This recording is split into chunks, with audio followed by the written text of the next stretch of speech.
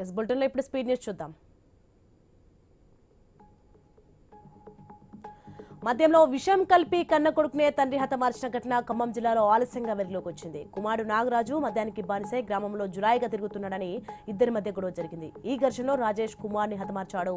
నాగరాజు పెద్దమ్మ మేరీ కుమారి ఫిర్యాదు మేరకు ఎస్ఐ వెంకటేష్ కేసు నమోదు చేసి దర్యాప్తు చేపట్టారు.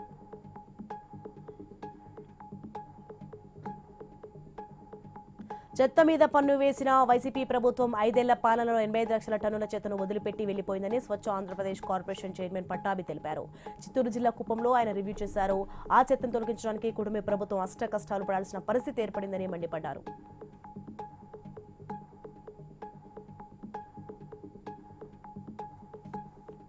యువత మహిళలను ముందుకు నడిపేది కూటమి ప్రభుత్వమని మంత్రి సవిత అన్నారు. ప్రపంచ కప్ సాధించిన మహిళా క్రికెట్ జట్టుకు ఆమె శుభాకాంక్షలు తెలిపారు. బీసీలకు బడ్జెట్లో పెద్దపీట వేసి న్యాయం చేసిన నాయకుడు సీఎం చంద్రబాబు అని కొనియాడారు.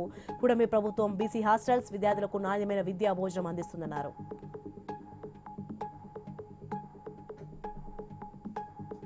సంగారెడ్డి జిల్లా కోహిర్ మండలం కొత్తూరు జాతీయ రహదారిపై ఆటో దగ్ధమైంది. జహీరాబాద్ నుంచి హైదరాబాద్ వెళ్తున్న గ్యాస్ ఆటోలో మంటలు చెలరేగాయి.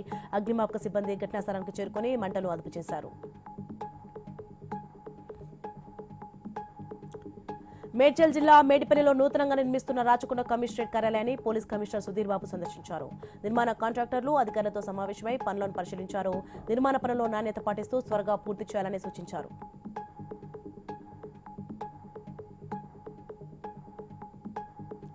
అసెంబ్లీలో ఏపీసీఓబీ డీసీబీలతో అవినీతి అక్రమాలపై లెజిస్లేటివ్ హౌస్ కమిటీ భేటీ అయింది.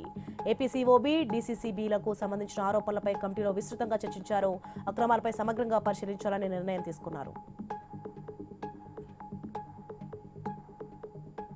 రాజమహేంద్రవరంలో కార్తీక మాసం ఉత్సవాలు ఘనంగా జరుగుతున్నాయి. శివాలయం పుష్కర్ ఘాట్ వద్ద లక్ష దీపోత్సవం నిర్వహించారు. ముఖ్య అతిథిగా మాజీ ఎంపీ మార్గాని భరత్ రామ్ పాల్గొన్నారు. దక్షిణ కాశీగా ప్రసిద్ధి చెందిన రాజమహేంద్రవరంలో కార్తీక మాసం పూజలు నిర్వహిస్తున్నారు.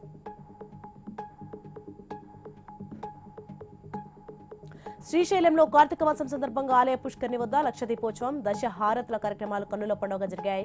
పుష్కర్ని వద్ద ప్రత్యేక వేదికపై భ్రమరాంబ సమేత మల్లికార్జున స్వామి అమ్మవారి ఉత్సవమూర్తులను ఆశీనులు చేసి అర్చకులు వేద పండితులు దీపోత్సవ సంకల్పాన్ని పఠించారు.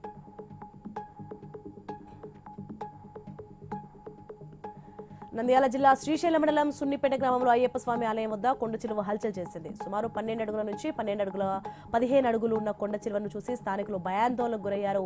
స్థానికుల సమాచారంతో అటవీ శాఖ అధికారులు వచ్చి కొండ చిలువను తీసుకువెళ్లారు. పొలంలో పశువులు మేసిన మేత విషయంలో ఇరు వర్గాల మధ్య వివాదం చిలికి గాలివానలా మారింది. ప్రకాశం జిల్లా చీమకుర్తి మండలం బండ్లముడిలో ఈ ఘటన జరిగింది. ఈ ఘర్షణలో ఓ మహిళతో పాటు మరో 3 గాయపడ్డారు. గాయపడిన వారిని ఒంగోలు రిమ్స్ ఆసుపత్రికి తరలించారు. పోలీసులు కేసు నమోదు చేసి దర్యాప్తు చేపట్టారు.